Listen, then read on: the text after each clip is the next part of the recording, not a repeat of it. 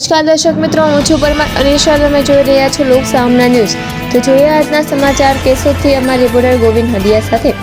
જૂનાગઢ જિલ્લાના કેશોદ શહેરમાં આજે વિકસિત ભારત જન કલ્યાણ શિબિરનું સફળ આયોજન કરવામાં આવ્યું, જ્યાં મોટી સંખ્યામાં નાગરિકોએ વિવિધ સરકારી યોજનાઓ લાભ મેળવવા માટે હાજરી આપી. કેશોદ નગરપાલિકા દ્વારા આયોજિત આ શિબિરનો પ્રારંભ ઉપસ્થિત મહાનુભાવોના વરદ હસ્તે દીપ પ્રાગટ્ય સાથે કરવામાં આવ્યો હતો. સવારે 9 વાગ્યાથી સાંજે 5 વાગ્યા સુધી ચાલેલી આ શિબિરમાં નાગરિકોને કેન્દ્ર અને રાજ્ય સરકારની વિવિધ કલ્યાણકારી યોજનાઓ અંગે માહિતી, માર્ગદર્શન અને સહાય પૂરી પાડવામાં આવી હતી.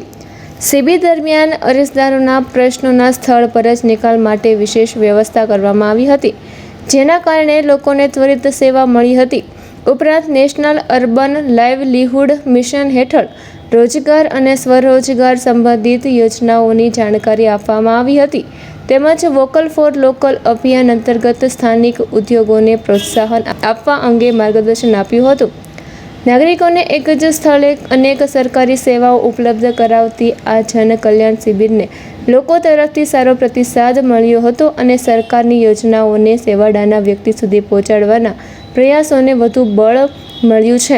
નમસ્કાર, પ્રતીક્ષાબેન કેયુરભાઈ દેવળિયા, પ્રમુખ કેશોદ નગરપાલિકા.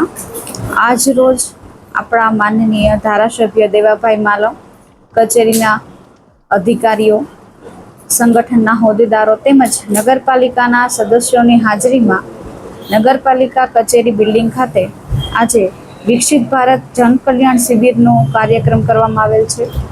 નરેન્દ્રભાઈ મોદીજીના સુશાસનના 12 વર્ષ પૂર્ણ થયાના સરકારશ્રીની સૂચના મુજબ આ શિબિરનું આયોજન કરવામાં આવેલ છે. આ શિબિરનો મુખ્ય હેતુ એ છે કે સરકારશ્રીની જે કલ્યાણકારી યોજનાઓ છે તે નાગરિકો સુધી પહોંચે. આજ રોજ વિવિધ કલ્યાણકારી યોજનાનો લાભ બહોળી સંખ્યામાં લીધેલો છે.